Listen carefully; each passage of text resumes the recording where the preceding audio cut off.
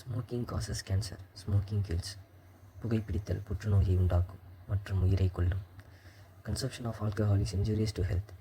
மது அருந்துதல் உடல் நலத்திற்கு தீங்கு விளைவிக்கும்.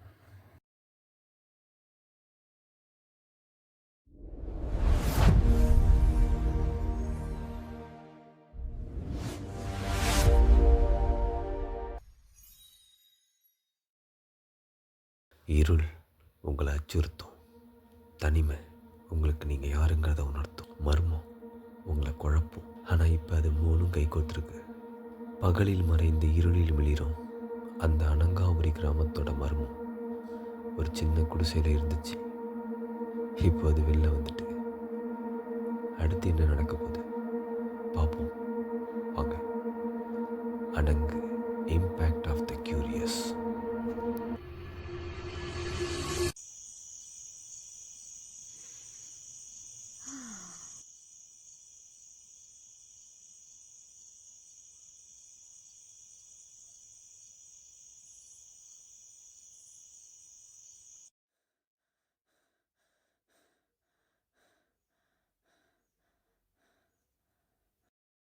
அவளுக்கு நடந்த அநீதிக்கு பழிவாங்க அவளோட ஆன்மா இன்னும் அந்த குடிசையில காத்துக்கிட்டு இருக்கு கோவத்தோட.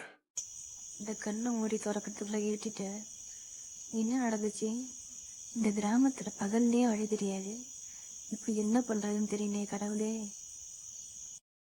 ஒரு காலத்துல அந்த அனங்காபுரி கிராமமே அவளை தெய்வமும் பார்த்துச்சு. ஒவ்வொரு வியாழக்கிழமையும் அவளோட குலதெய்வமான காட்டேரி அவட விளையாடங்கும். அவன் மக்களுக்கு குறி சொல்லுவா. வார்த்தைகள் இல்ல, சுவர் ஓவியங்களா.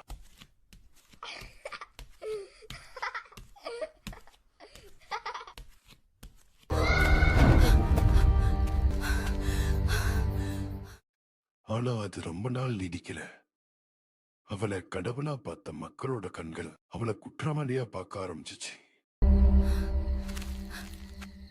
போயிடு, இங்க இருக்காத.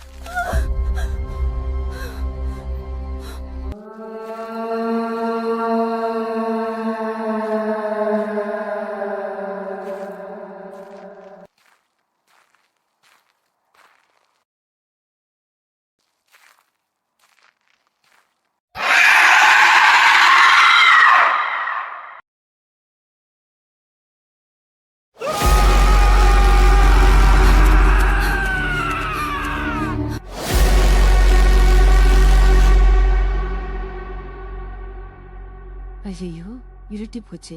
சொல்லலாமாடா? இந்த பூங்கோதை எங்க போனான்னு தெரியலையே.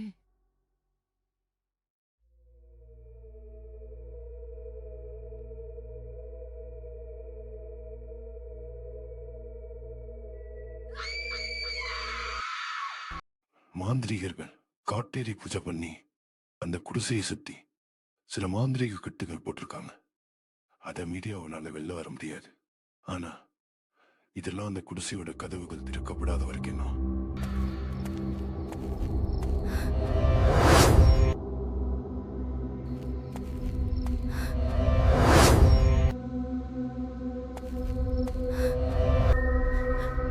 யார் நீ? உனக்கு என்ன வேணும்?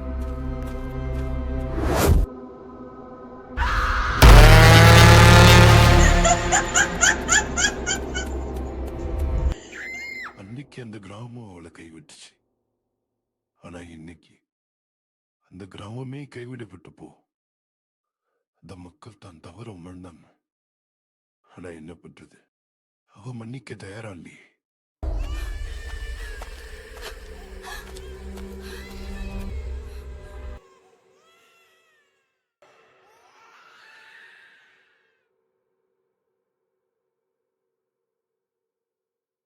புரிஞ்சு போச்சு. என் உயிர் இந்த கிராமத்துல தான் போகுது. ஏன் அவனை மக்கள் தண்டிக்கணும்? அவ பேர் என்ன? இது யாரு? அவ பேரு காவேரி. ஊருக்காரவங்க அவளை அனங்குன்னு சொல்லுவாங்க. செவுத்துல துணியை ஒட்டி அது மேல வரைஞ்சிருக்காங்க. இது என்ன ஓவிய முறையா இருக்கும்? ஃபிஸ்கோ ஓவியம். ஈரமான துணியை சுவர்ல ஒட்டி அது காகிதத்துக்குள்ள வரைவாங்க. ரொம்ப கடினமான முறை.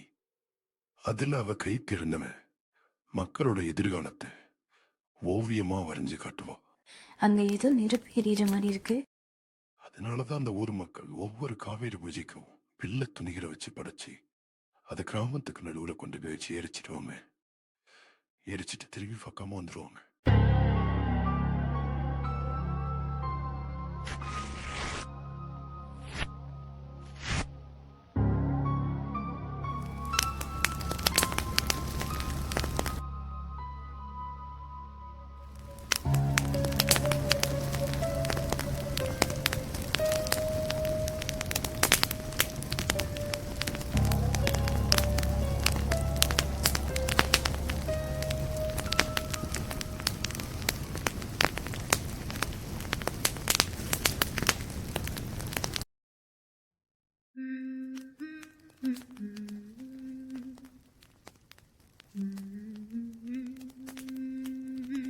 யாராவது இருக்கீங்களா?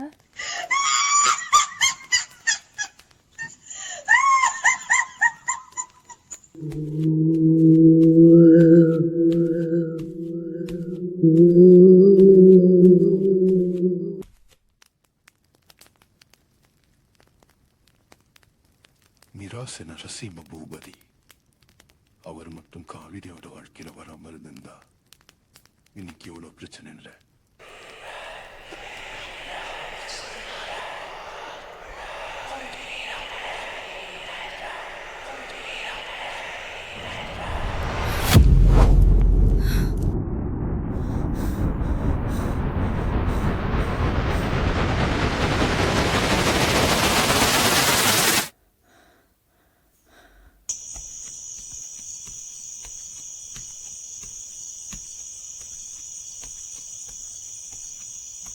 மனுஷனா ஆவியான்னு தெரியலையே. இந்த கிராமத்துல கடந்து சாகிறதுக்கு அது பின்னணியாவது போய் சாகும். இந்த ஆர்வ கோளாறு பூங்கோதை எங்க போனான்னு தெரியலையே. வரட்டும், அவ காலை முறிச்சு அடுப்புல சாசி விட்டு வருவா. பூங்கோதை எங்கடி போன இவ்வளவு நேரம்? பார்க்க பூங்கோதை மெரியிலே. யாருமே நீங்க?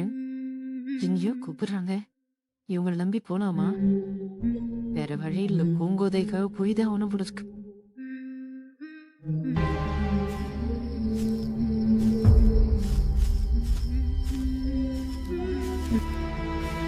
இவங்க கூடவே போனா கிராமத்துக்கு வெளியே போக வழி கிடைக்கும்னு நினைக்கிறேன். பாவம், பொண்ணு தாய் அக்கா நமக்கு வனாந்தரத்துக்கு வழியில காத்துக்கிட்டு இருப்பாங்க.